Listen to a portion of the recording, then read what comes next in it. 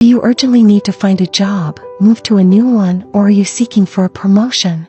You just need to perform this ritual to open and pave your paths with sweetness, and you will see how with this ritual you will achieve what you long for.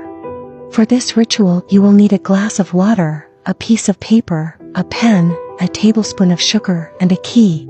The key symbolizes the door of employment that will open for you. Place the tablespoon of sugar in the glass of water.